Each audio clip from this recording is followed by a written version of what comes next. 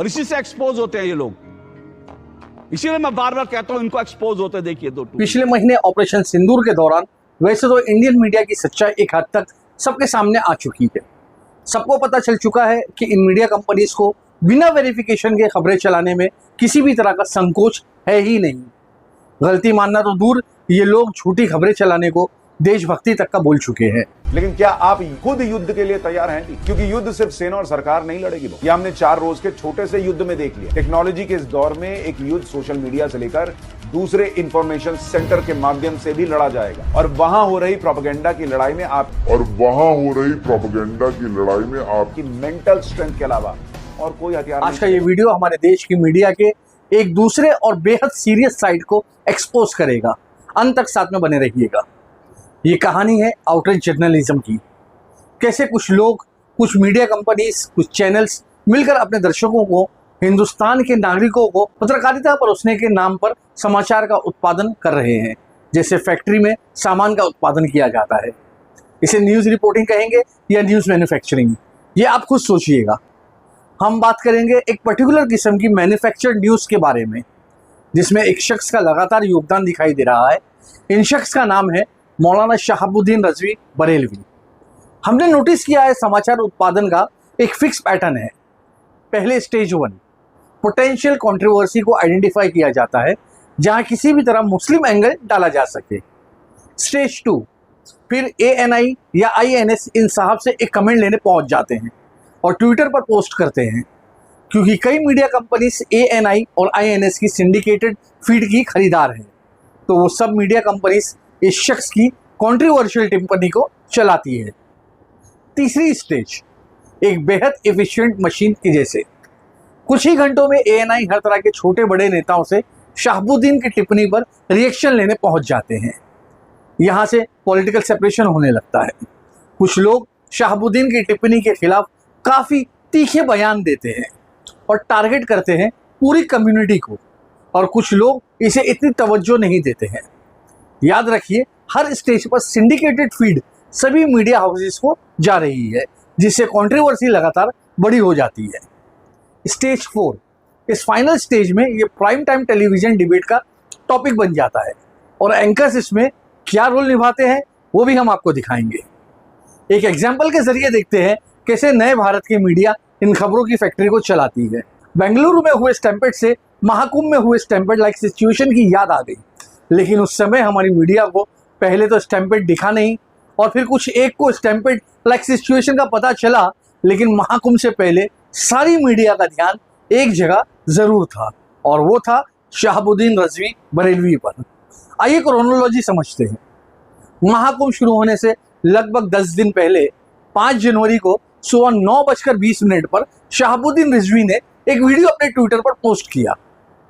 ये थी stage 1 potential controversy पर इन साहब की टिप्पणी कि जो ज़मीन है, जिस ज़मीन पर, ज़मीन के बहुत सारे हिस्से पर जो शामियाने तंबू वगैरह लगाए गए हैं, इंतजाम किए गए हैं, मेला लग रहा है, ये वक्फ की ज़मीन है और वहाँ के मुसलमानों की ज़मीन। स्टेज 2 दोपहर के 3:49 पर बीजेपी के IT cell head Amit Malviya ने इस वीडियो को रीट्वीट किया। अमित मालविया के पोस्ट करने के कुछ ही मिनट के बाद ठीक 4 बजे शहाबुद्दीन के इस बयान को पोस्ट किया IAS ने, और फिर ये सिंडिकेट फीड का हिस्सा बन गया। ये थी स्टेज 2। इस स्टेज में शहाबुद्दीन का बयान हर मीडिया कंपनी चलाती है। समाचार उत्पाद की इस दूसरी स्टेज से तीसरी स्टेज पर ANI बिल्कुल डबल इंजन की तेजी से पहुंच गया। तीसरी स्टेज में ANI विश्व हिंदू परिषद के राष्ट्रीय प्रवक्ता विनोद बंसल, साध्वी रितांबरा, बीजेपी के गिरिराज सिंह और इन स्वामी जी से शहाबुद्दीन की टिप्पणी पर रिएक्शन लेने पहुंच गए। इस स्टेज को आउटरीच जर्नलिज्म कहा जाए तो कुछ गलत नहीं होगा। हर बार शहाबुद्दीन रिजवी की टिप्पणी को ऑल इंडिया मुस्लिम जमात के मौलाना का बयान कहकर पेश किया गया। ऑल इंडिया मुस्लिम जमात के अध्यक्ष मौलाना Shahabuddin Razvi, all India Muslim जमात के अध्यक्ष मौलाना शहाबुद्दीन ने मौलाना शहाबुद्दीन बरेलवी नेशनल प्रेसिडेंट हैं ऑल इंडिया मुस्लिम जमात के। किसी ने इस बात पर गौर नहीं किया जिसे टाइम्स ऑफ इंडिया ने 7-8 जनवरी को रिपोर्ट किया था। रिपोर्ट के मुताबिक 11वीं मस्जिद मैनेजमेंट कमेटी के जॉइंट सेक्रेटरी SM यासीन ने उत्तर प्रदेश सुन्नी सेंट्रल वक्फ बोर्ड से जब कुंभ मेले और वक्फ के इस क्लेम के बारे में पूछा तो वक्फ बोर्ड के चेयरमैन ने इस दावे को बेबुनियाद बोला। इसे मेन स्ट्रीम मीडिया की सेलेक्टिव रिपोर्टिंग कहे या क्या कहे कि ज्ञानवापी मस्जिद के SM यासीन और यूपी सुन्नी वक्फ बोर्ड की आवाज टाइम्स ऑफ इंडिया की इस रिपोर्ट से बाहर ना प्राइम टाइम टीवी तक पहुंची और ना ही यूपी के CM तक। कुंभ की कंट्रोवर्सी के दौरान किसी ने ध्यान नहीं दिया कि रजवी का वक्फ बोर्ड से कोई संबंध नहीं है। ये बात शहाबुद्दीन रिजवी ने खुद एक न्यूज चैनल से कही है। कुछ ऐसा माहौल बना दिया गया जैसे ऑल इंडिया मुस्लिम जमात हिंदुस्तान के मुसलमानों का एक बड़ा धार्मिक संगठन हो और इसके हेड मौलाना ने कुंभ की जमीन को वक्फ प्रॉपर्टी कह दिया। और ऐसा माहौल बनने के बाद आती है इस न्यूज मैन्युफैक्चरिंग साइकिल की आखिरी और फाइनल स्टेज, जिसमें ये प्राइम टाइम टीवी डिबेट का हिस्सा बन जाता है। टीवी एंकर का रोल ये होता है जो शहाबुद्दीन रिजवी के इस बयान पर गुस्सा व्यक्त करे, आउटरीच दिखाए, शहाबुद्दीन को ऑल इंडिया मुस्लिम जमात का प्रेसिडेंट बोलकर जनरलाइज करे। वो देशभक्त है और जो शहाबुद्दीन रिजवी के इस बयान को तवज्जो ना दे वो मुसलमानों का तुष्टीकरण करने वाले हैं। मौलाना साहब पे भी तो बोलिए। मौलाना साहब का मुंह मतलब मौलाना कहने में आपके ऐसे होठ फड़फड़ा रहे हैं, कांप रहे हैं। बोलिए एक बार मौलाना को गिरफ्तार कीजिए। ये सब एक पैटर्न है जहां रजवी कंट्रोवर्शियल बयान देते हैं और साथ ही मीडिया पार्टनर्स मिलकर जनता की सोच को इंजीनियर करते हैं। जैसे शहाबुद्दीन रिजवी ने इस साल चैंपियंस ट्रॉफी के दौरान मोहम्मद शामी को मैच के दौरान कुछ पीने के कारण गुनहगार और मुजरिम बोल दिया। तब भी ये पैटर्न था। ANI रिजवी के इस बयान पर बहुत से लोगों से रिएक्शन लेने पहुंच गया और आखिरकार इस मसले ने प्राइम टाइम टीवी पर जगह बना ली। सेम क्रोनोलॉजी थी जब इन साहब ने सलमान खान की घड़ी पर एक टिप्पणी की। इस साहब को न्यूज में बना रहना बखूबी आता है और न्यूज कंपनी भी इन्हें न्यूज में रखना काफी पसंद करती है। ये बात बिल्कुल साफ है।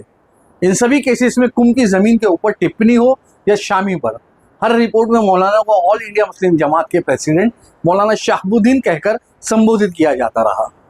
ऐसा करने से कम्युनल लेजिटिमेसी मिल जाती है। पब्लिक ये सोचती है कि ये बात जो कह रहे हैं वो बहुत से मुस्लिम लोगों की ओपिनियन होती होगी। जब हमने शहाबुद्दीन रिजवी के ऑल इंडिया मुस्लिम जमात के बारे में पड़ताल करने की कोशिश करी तो हमें कोई वेबसाइट नहीं मिली। रिजवी ने अपनी ट्विटर बायो में ये विकिपीडिया का लिंक डाल रखा है।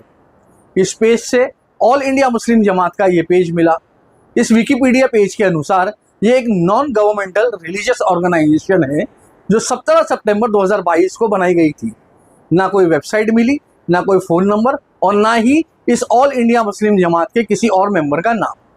ANI, INS और तमाम न्यूज़ चैनल्स को अपने दर्शकों को ये बताना चाहिए कि क्या उन्होंने शहाबुद्दीन रिजवी के क्रीडेंशियल्स, ऑल इंडिया मुस्लिम जमात का बैकग्राउंड चेक किया है। इस वीडियो में बस इतना ही। मौलाना शहाबुद्दीन और ऑल इंडिया मुस्लिम जमात और उनसे जुड़ी हर चीज़ पर बात करेंगे एक अलग वीडियो में। तब तक आप सभी से निवेदन है कि न्यूज़ चैनल्स के, न्यूज़ एंकर्स के और न्यूज़ मैन्युफैक्चर करने वालों के क्रीडेंशियल, उनके परिचय ज़रूर पूछिए।